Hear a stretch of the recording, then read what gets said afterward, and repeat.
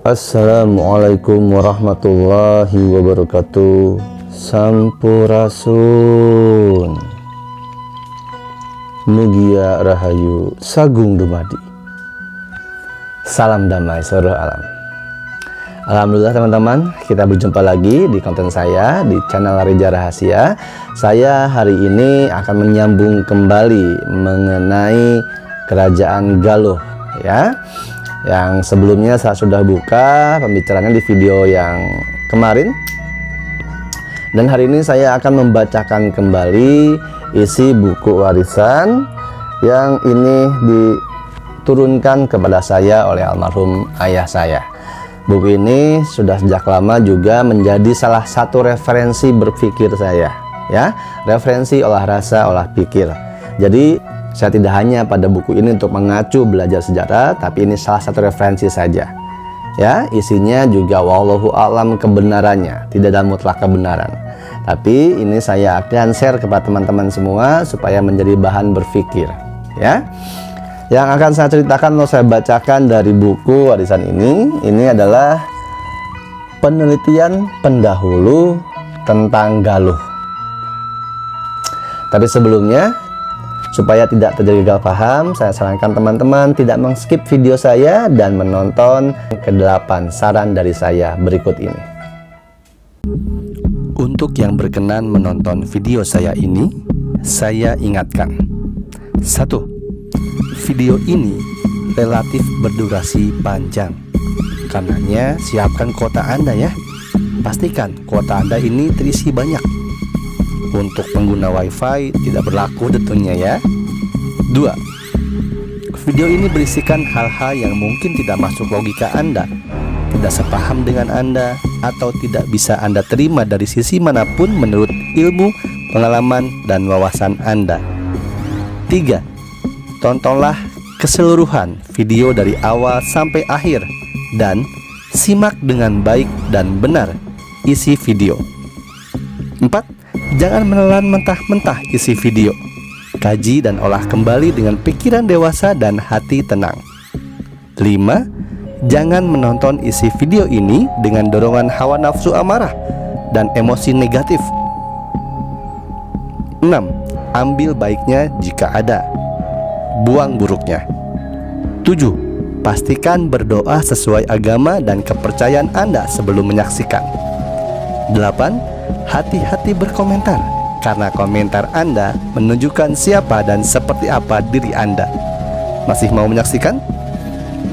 Jika Anda mengurungkan niat, ini adalah saat yang paling tepat. Silahkan tutup video ini lalu beralih ke video yang lain. Tapi jika Anda masih berminat dan semakin tertarik, selamat menyaksikan.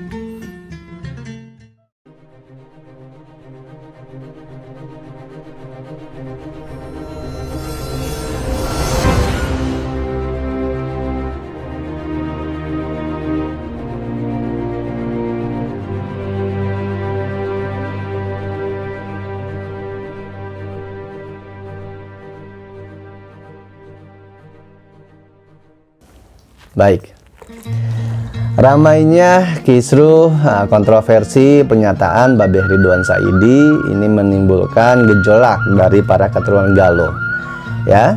Dan ini yang membuat gejolaknya adalah bukan hanya sekedar dari Galuh itu berarti brutal, tapi juga Babeh Ridwan Saidi menyatakan bahwa tidak ada kerajaan di Galuh seperti itu. Nah, dengan buku ini, salah satu referensi saya menceritakan, membacakan apa yang tertulis oleh pendahulu-pendahulu kita yang sudah melakukan penelitian.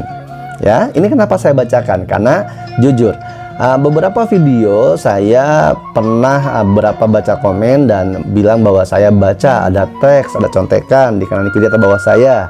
Ya, tidak teman-teman. Ketika saya menyampaikan langsung, maka saya bilang itu langsung, dan ini ketika saya bilang baca, maka saya baca bukunya. Ini saya tunjukkan kepada teman-teman. Baik, penelitian pendahulu tentang Galuh. Teman-teman, kata Galuh ini sebenarnya berawal dari kata yang sudah umum dimaknai oleh penduduk Jawa Barat. Karena secara tradisional ya, para penghuni atau para penduduk Jawa Barat mengartikan galuh ini ke dalam bahasa yang jauh lebih dalam, yaitu galeuh atau inti.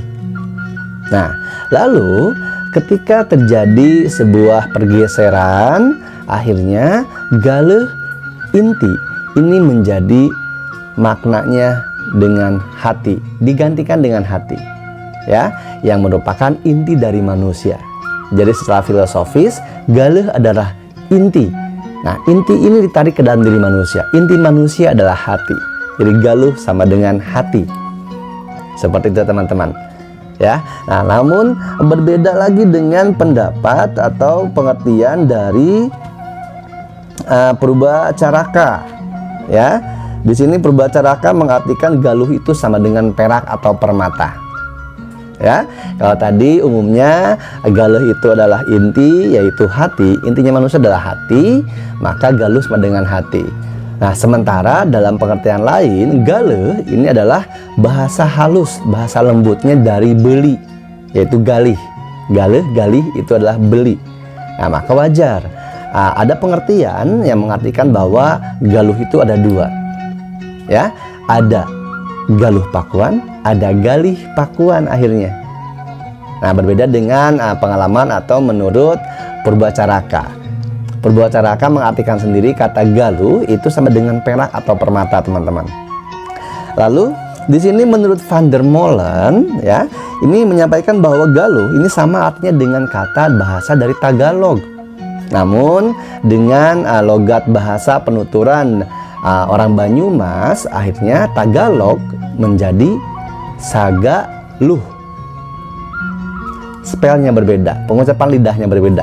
Tagalog menjadi Sagaluh. Nah, itulah kenapa berdasarkan penelitian Van der Molen katanya, ya, kata galuh ini sering terdapat. Kata galuh sering terdapat di Jawa Tengah bagian barat. Seperti misalnya ada Galuh Timur, ini Bumi Ayu. Terus galuh ada di Purbolinggo, Sirah Galuh ada di Cilacap. Lalu Sugaluh dan Sungai Begaluh ada di Laksono. Lalu Sami Galuh ada di daerah Purworejo. Ya, kemudian Segaluh adanya di Purwodadi. Nah, selanjutnya ini Van der Molen mengemukakan tentang adanya 3 kerajaan galuh, teman-teman. Antara lain adalah sebagai berikut nih. Ada yang pertama Galuh Purba atau Galuh Lama. Nah, Galuh Purba atau Galuh Lama ini berpusatnya di daerah Ciamis, Jawa Barat, atau Kawali. Ya. 2 ada di Galuh Utara. Ini Galuh Utara disebutnya Galuh Baru atau disebut juga Galuh Lor atau Galuh Luar. Nah, ini terdapat berpusat di daerah Dieng. Lalu galuh yang ketiga menurut Van der Molen ini ada di Tasikmalaya, disebutnya Galuh Denuh. Ya, galuh ada di Denuh di Tasikmalaya. Nah, menurut Van der Molen, teman-teman, galuh pertama ini galuh zaman pemerintahan Sempakwaja sampai Purbasora. Ya, di episode sebelumnya di konten saya sebelumnya saya bilang bahwa galuh itu mulai pertama rajanya adalah Wareti Kendayun. Nah, Wareti Kendayun ini adalah ayah dari Sempakwaja, Jantaka, ya, dan juga Prabu Mandi Minyak atau Prabu Suragana. Ya. Nah, sementara galuh kedua menurut Van der Molen ini galuh zaman pemerintahan Mandi Minyak sampai Sena. Kemudian galuh ketiga, galuh zaman pemerintahan Rahyang Kedul, yang selalu ini katanya konon terancam oleh kedua galuh lain dalam perebutan kekuasaannya. Allahu a'lam bishawab. Lalu mengenai prasasti, ya, karena mengenai prasasti ini pun yang ditengakan oleh Ridwan Saidi. Ketika kerajaan maka harus ada prasastinya. Nah, di buku ini tertulis bahwa prasasti yang secara tidak langsung ada kaitannya dengan daerah galuh ialah prasasti Canggal. Ini prasasti yang berangka tahun 654 Saka atau 732 Masehi. Dalam prasasti tersebut ini diberitakan bahwa Sanjaya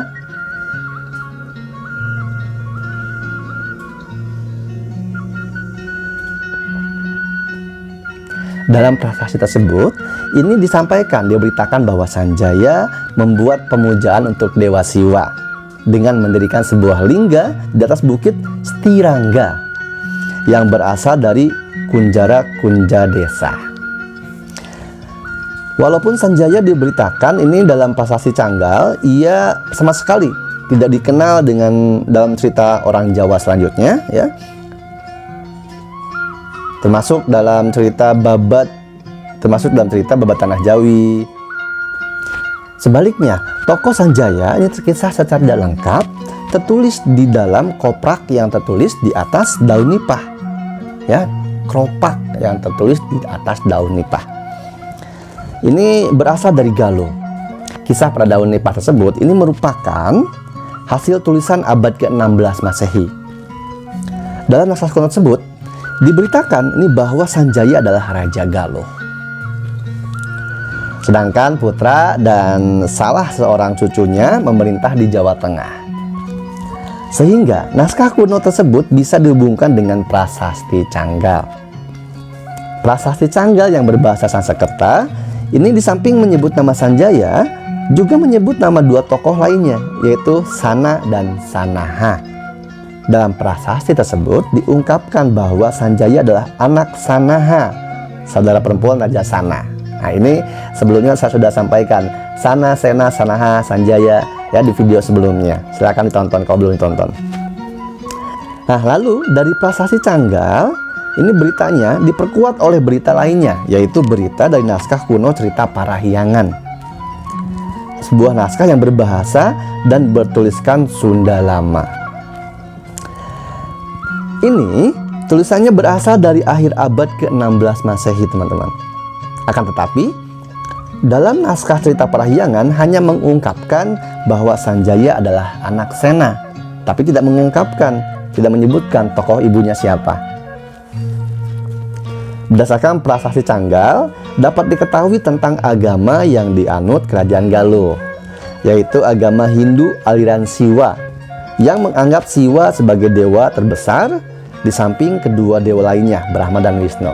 Nah, ini Allahu a'lam bishawab, teman-teman ya. Karena peneliti ini juga banyak hasil penelitian ini tadi seperti saya bilang, ini adalah merupakan hasil penelitian Van de Molen, ya, orang luar, bukan orang asli Nusantara kita. Ya, karena seperti yang sudah saya sampaikan di video-video sebelumnya bahwa leluhur kita memiliki ajaran agama Budi. Ya, Sunda itu bukan hanya sekedar suku atau bangsa, tapi ajaran Sunda Sindu. Jauh sebelum agama Hindu ada, agama Buddha ada, leluhur kita sudah memiliki agama yang adiluhung, ajaran yang ulas asih, dan juga bagaimana cara bersikap atau memuliakan manusia, memanusiakan manusia dengan baik, ya. Sindu, Sunda, Sunda, Sindu. Ya. Allahu a'lam bishawab. Nanti akan terungkap. Lalu berdasarkan prasasti Canggal. Nah, sebelumnya mohon maaf teman-teman. Ini ada disebutkan bahwa di sini alirannya adalah Hindu yang memuja Siwa. Nah, secara hakikatnya, secara keilmuan menurut leluhur yang saya dapatkan bahwa Siwa, Brahma, Wisnu ini juga memiliki penjabaran arti atau pengulikan pengkajian yang berbeda. Ya, jika dikaji secara dengan menurut zat, asma, sifat, af'al, maka Siwa, Brahma, Wisnu itu diungkapkan dengan hal yang berbeda dan memiliki arti yang berbeda. Dan seperti apa? Insya Allah nanti mungkin bisa saya sampaikan. Tapi ini akan sangat kontroversi ya, mengenai Siwa, Brahma, Wisnu itu siapa, seperti apa, dan bagaimana secara zat, sifat, asma, af'al. Kemungkinan jika teman-teman ada yang berkesempatan dan dijodohkan oleh Allah bertemu dengan saya dan menanyakan hal tersebut, bisa saya jelaskan secara langsung. Tapi di konten YouTube tidak bisa. Kenapa?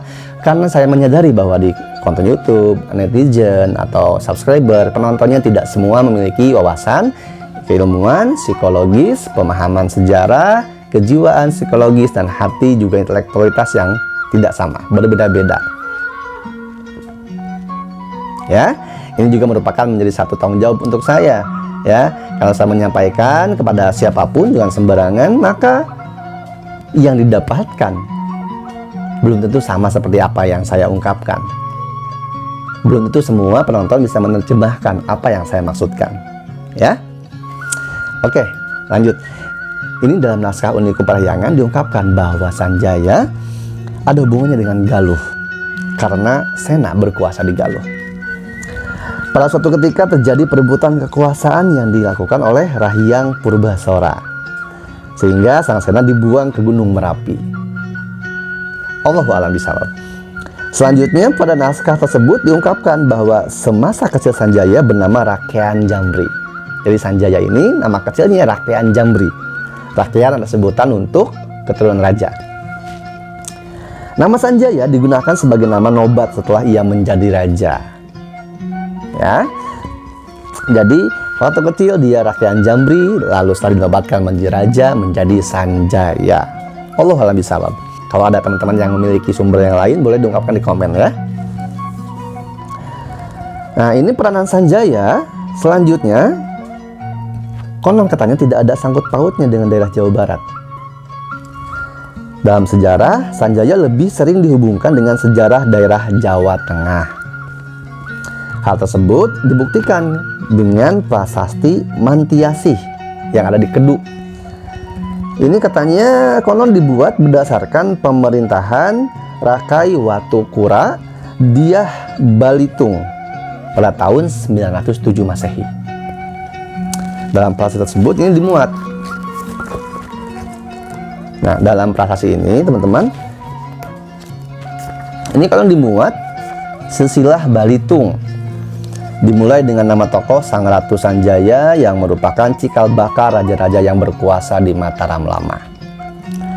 Carita Parahyangan juga ini selain menyebutkan Galuh, juga menyebutkan daerah Kuningan, Denuh, dan Galunggung. Naskah tersebut menyebutkan juga seorang tokoh Tohaan di Sunda. Baik teman-teman, untuk pembacaan buku ini yang saya beri judul Penelitian Pendahulu tentang Galuh, saya cukupkan dulu sekian teman-teman ya. Karena ini sangat panjang dan banyak, tebalnya pun seperti ini teman-teman. Mungkin nanti di video selanjutnya saya akan lanjutkan lagi pembacaan mengenai buku ini, isi buku ini ya. Karena masih banyak teman-teman. Tapi yang terpenting, yang pasti yang harus kita ambil dari buku yang kita baca, pengalaman yang kita temui, atau cerita yang kita dengarkan, bahwa seperti teman-teman, sejarah itu selalu berkembang, fleksibel, sesuai dengan siapa yang menyampaikan, sesuai dengan apa yang dia dapatkan, keilmuan, pemahaman, dan juga kepentingan apa dia menyampaikannya. Jadi, yang perlu kita ambil adalah bukan perkara benar atau tidak, salah atau benarnya. Menurut dia seperti ini, menurut dia seperti itu. Mana yang benar? Bukan perkara yang mana yang benar harus kita perdebatkan atau kita ambil. Tetapi dalam sebuah cerita sejarah, apapun itu, kita harus bisa mengambil kisahnya, pelajarannya, untuk kita terapkan ke dalam diri kita, sehingga kita tidak merubah, tidak mengulangi sejarah yang sudah pernah ada. Seperti disampaikan, kita mengetahui bahwa yang ada di sejarah, Prabu Mandi Minyak atau Prabu Suragana ini berselingkuh atau affair dengan istri kakaknya sendiri Sempak Wajah sehingga melahirkan anak. Nah, hal seperti ini tidak perlu didebatkan, tidak perlu dipermasalahkan tentang perselingkuhan, tentang affairnya. Tapi yang perlu kita ambil adalah bahwa kita tidak boleh mengikuti sejarah yang salah, perlakuan, sikap, perbuatan yang salah. Kita ambil baiknya dari setiap kejadian sejarah di masa lalu. Dan jangan diulangi di sekarang ini. Karena teman-teman, apa yang kita lakukan sekarang, itu kita bisa menghakimi perlakuan kita di masa lalu. Nah, sementara yang kita lakukan sekarang, nanti kita akan dihakimi lagi oleh diri kita yang ada di masa depan. Karena pengetahuan manusia berkembang, wawasan itu pun berkembang. Semoga ini ada manfaatnya. Salah kurangnya saya mohon maaf teman-teman ya. Kalau teman-teman punya referensi buku yang lain, pemahaman yang lain, boleh di-share di kolom komentar di YouTube, di-share supaya kita saling berbagi manfaat, melebarkan luas sejarah tanah Nusantara, tanah pusaka. Sampai ketemu di konten saya selanjutnya bersama saya Reza Rahasiya. Jangan takut. Saya Reza Rahasiya. Rahmat berkah melimpah untuk kita semua. Wassalamualaikum warahmatullahi wabarakatuh. Salam damai seluruh alam.